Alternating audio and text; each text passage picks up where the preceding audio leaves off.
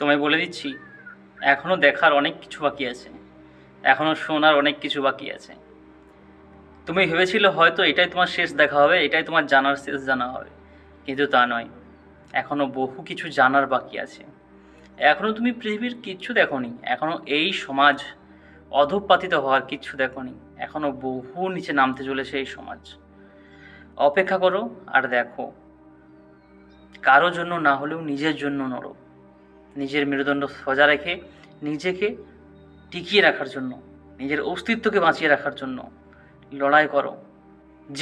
জেতার চেষ্টা করো। এই সমাজ নয়তো তোমায় থাকতে দেবে না।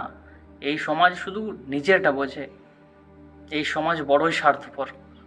এই সমাজ তোমার কথা শোনার জন্য আসেনি, কারণ এই সমাজের মানুষগুলো কলুষিত, তাদের মনোভাব অন্ধকারাচ্ছন্ন। আর এই অন্ধকার অমাবস্যাকে কাটানোর জন্য পূর্ণিমার আবির্ভাব যেমন হয়, ঠিক সেরকম তোমার মনের মধ্যেও সেই পূর্ণিমার আবির্ভাব করাতে হবে। সেই পূর্ণেন্দুকে জাগরণ করতে হবে, তবেই তোমার মনের মধ্যে অহংকার দূর হবে। এবং তার সাথে সাথে এই সমাজ, এই পারিপার্শ্বিক যে মানুষ, তাদের মনের মধ্যে অমাবস্যা মুছে ফেলতে হবে চিরতরে। তার জন্য তোমায় জেগে উঠতে হবে। তুমি না জাগলে কিচ্ছু হবে না, তুমি না চড়লে কিচ্ছু হবে না, তোমার উপর সবাই চড়ে যাবে। তুমি দেখো তুমি কিভাবে এগিয়ে চলবে। তোমাকে জানতে হবে, তোমায় শিখতে হবে, তোমায় ডিসিশন নিতে হবে।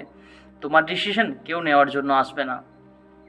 আর তুমি যদি নিজের ডিসিশন নিতে ব্যর্থ হও, তাহলে এই সমাজ তোমায় ব্যর্থ বলবে।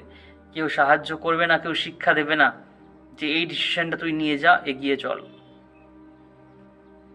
কেউ থাকবে না তোমার পাশে। তোমাকে নিজেকে থাকতে হবে তোমার দুঃসময়ে।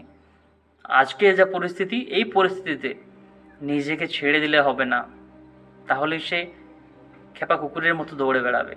নিজেকে ধরো, নিজেকে শক্ত করে বাঁধো এবং নিজের মনের জোর দিয়ে নিজের জন্য আন্দোলন করো, নিজেকে টিকিয়ে রাখার জন্য, নিজের কথাবার্তা, নিজের মনোভাব প্রতিস্থাপিত করার জন্য।